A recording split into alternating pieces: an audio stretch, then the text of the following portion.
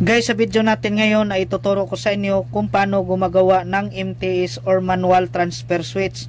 Itong transfer switch natin na ginagawa ay may dalawang klase ito. So itong ginagawa natin manual transfer switch at yung isa naman ay automatic transfer switch. Isa naman na automatic transfer switch hindi pa kaya natin kasi wala pa tayong mga materialis at kailangan pa natin pag-ipunan.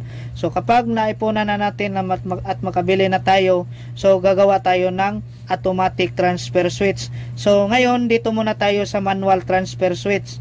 Sa manual transfer switch natin guys, may dalawang tayong circuit breaker dito. Itong isa, ito yung circuit breaker 1 at ito namang isa, ito yung circuit breaker 2. So itong circuit breaker 1 ipalagay na lang natin na ito yung main circuit breaker sa bahay natin at ito namang isa, ito yung main circuit breaker ng generator natin. So bakit nagkaroon tayo ng dalawang circuit breaker? Kasi kapag mag-burn out at meron tayong spare na generator para magkaroon ulit tayo ng supply na 220 volts. Dito naman sa load side ng circuit breaker, ito yung load natin papunta ng ilaw at mga outlet appliances natin. Ngayon, ang connection naman ng manual transfer switch natin guys, so itong dalawa, ito yung supply ng Meralco galing sa poste. At ito namang dalawa wire na to, ito yung supply ng generator natin, ito yung line 1 saka line 2. Ganon din dito, line 1 saka line 2. At dito naman sa load side circuit breaker, dito sa line 1 natin ay nag-jumper lang tayo papunta ng line 1 ng circuit breaker to. Ito namang line 2 natin ay nag-jumper din tayo papunta ng line 2 ng circuit breaker to.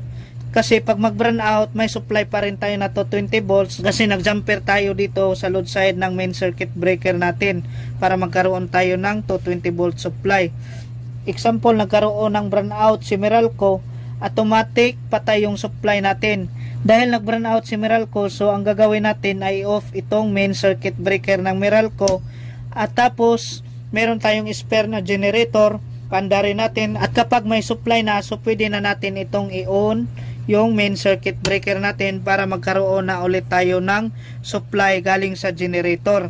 At kapag bumalik naman si Meralco at nalimutan nyo na naka-on pa yung generator, so kapag na-onin nyo yan guys, automatic nagkasalungat yung voltage ng generator sa Meralco at may posibilidad na masisira yung generator natin. So kailangan talaga mag-iingat tayo na kailangan ma-off muna natin yung generator bago i-on yung Meralco kasi napakamahal ng generator na masisira lang. So ngayon, para malalaman agad natin na bumalik na si Meralco, so pwede tayo maglagay dito ng indicator lights or di kaya bulb lang, tapos dito natin i-connect sa line side ng Meralco para pag bumalik si Meralco, automatic ilaw yung bulb natin na nilagay at yan na yung signal natin na bumalik na yun si Meralco. Saka pa natin i-off si generator at ibalik si Meralco.